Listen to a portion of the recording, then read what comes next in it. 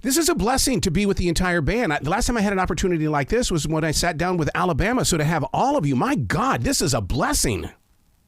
Well, thank you so much. Thank you for comparing us to Alabama.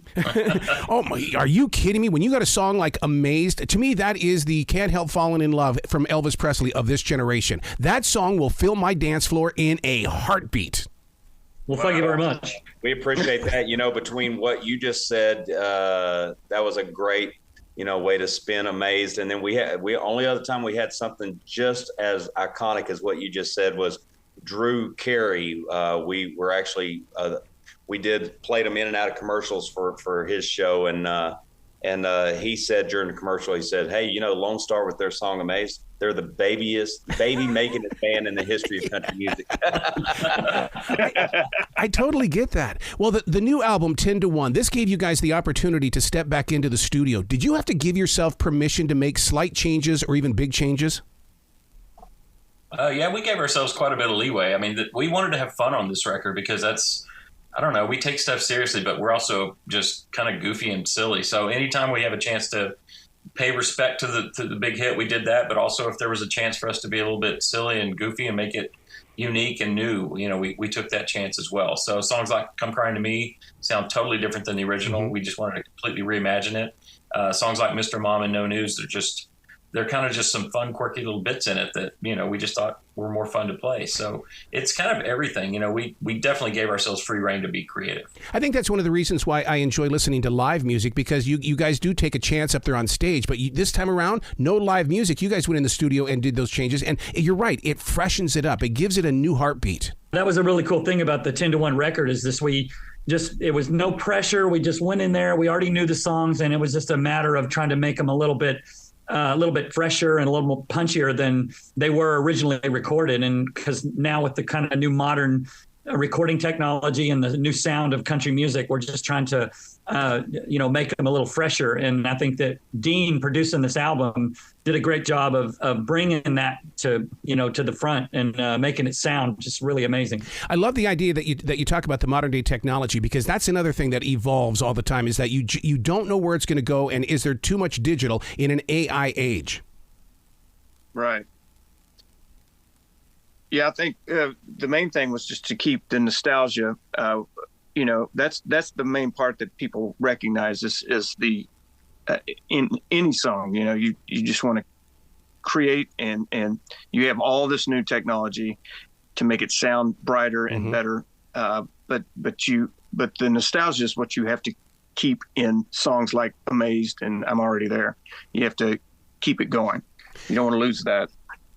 Now, haven't you guys been grown into that band that, even Darius Rucker has sang the Lonestar songs. I love it when people they'll take your art and they extend it out even a little bit further. Do you guys get to see other people perform your music? Oh, it's a blast when I'm watching The Voice or American Idol and someone does one of our songs. It's just really cool. You're thinking, okay, we've influenced some other artists somewhere along the way, whether we plan to or not. And it's very cool to us to see people singing our songs. And I was going to say, I saw a few weeks ago, and it was from a very long time ago, but Chris Stapleton sang Amazed. Yeah. And he didn't have a record deal. No one knew really who he was. And he was singing Amazed. And so to think kind of where he is today and the fact that, he used to cover, hits of ours like Amazed is pretty cool. Being out there on the road, are you starting to see the several different generations popping right up in front of you guys?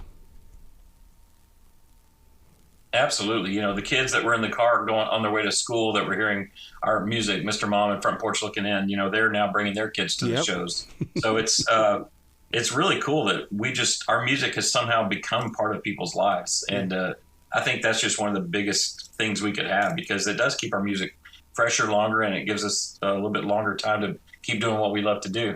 Yeah, because when I saw you guys in concert, I was with some friends, and he kept looking at me going, "Oh my God, I didn't know they did this song." I said, "Dude, you have no idea who these guys are." Well, yeah, we get that a lot. Yeah, it does happen. We get that a lot when we play live. There's to see the reaction of the crowd, like when you start to play something like Front Porch Looking In and you see people go, oh, I didn't know they had that song. That was them. Oh my God.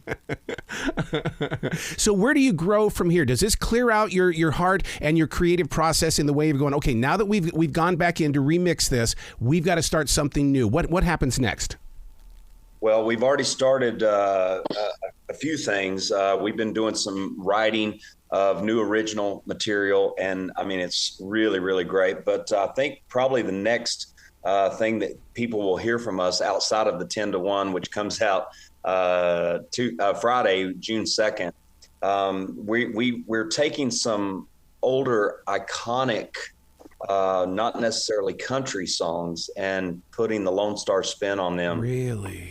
And we're even recording it way different than we normally do. Normally we go into a studio and we're all in this big studio and we talk through the ideas and we record it. But this time what we're doing is, like, Drew will put down an acoustic guitar to a click and sing the song, and then send that to Keech. Keech adds drums, then we get bass on it. Michael adds his guitar, then I'll add keys, and then we'll do the harmony and stuff, and then we'll get it mixed after. So it's kind of a unique way to do that. And so that'll be something that comes out next. And then we're hoping to follow that up with a new original record. I love the idea that you guys are performing at county fairs, because, I mean, I grew up in Billings, Montana. The only time that we got to see Johnny Cash or Doug Kershaw was at the county fair. So, I mean, you are going where people are, real people.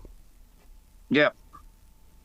And we love playing fairs. The age range is so big at fairs, everything from little kids to grandparents. And I think that's just always, it's just a great time for us to be able to play for just everyday folks. Yeah. Well, congratulations on 10 to 1. Is it okay if I call it a new album and not a greatest hits album? It is definitely a new album, for sure. I love it. I love it. Please come back to this show anytime in the future. The door is always going to be open for you guys. You're awesome. Thank you. Thank you for all the positive comments. Really appreciate it. Well, you guys be brilliant today, okay? We'll do our best. That's asking a lot. Too much pressure.